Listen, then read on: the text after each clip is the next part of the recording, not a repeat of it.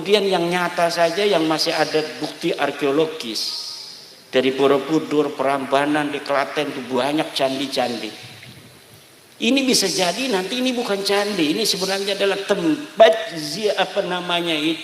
khalwatnya Syekh Al-Habib Faqih Muqaddam. Bisa begitu. Buktinya di Gunung Kawi sekarang ada makam Utsman bin Yahya. Di atas situs Mojokerto ada makam Habib. Ini nanti mau dikatakan bahwa sebenarnya Habib ini ada sejak Gajah Mada. Gajah Mada ini marganya Al-Jufri. Bisa jadi ya. Lah buktinya mereka sudah pinter bikin makam di atas situs Mojokerto. Coba lihat itu. Ada 2 makam Habib di situs Mojokerto. Berarti ini para habaib sejak Majapahit sudah ada di sini. Salah itu para sejarawan. Profesor Dr. Jajat Burhanuddin. Kemudian siapa lagi itu? Profesor Adjumardi Azra yang mengatakan bahwa mereka datang 1880 secara masif, walaupun sebelumnya ada beberapa, tapi masifnya itu 1880 sampai 1942-43 sebelum kedatangan Jepang. Ini nanti akan berubah bahwa sebenarnya mereka ini datang ketika Gajah Mada itu sumpah palapa. Gajah Mada itu marganya Al-Jufri, hayam muruknya Ba'bud. Bisa jadi ya. Terus sekarang Pangeran Diponegoro 4 ya pangkat ininya marganya. Kata keluarga Ba'bud. Bahkan yang ngomong bukan hanya kayak Bahar Semit yang gak sekolah, yang gak mondok.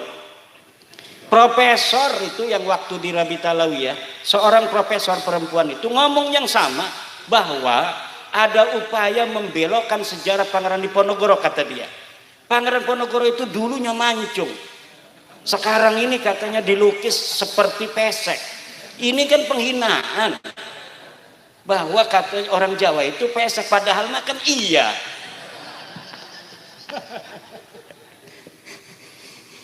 Lah kita, kata saya, ini berarti ini bukan hanya orang-orang bodohnya. Sekelas profesor ngomong sama. Saya tadinya nggak terlalu percaya, masa iya sih, masa iya mereka bodoh sekali ngaku-ngakuin Pangeran Diponegoro yang sudah jelas dia adalah turunan Hamengkubuwono, sudah jelas dia adalah orang Jawa asli yang kemudian turun ke gelanggang peperangan untuk mengusir penjajah. Masa iya mereka itu tidak berpikir kalau Pangeran Diponegoro sebagai seorang tokoh itu pasti ditulis kekancingannya, disaksikan oleh orang-orang pada zamannya. Kok tiba-tiba jadi Ba'bud?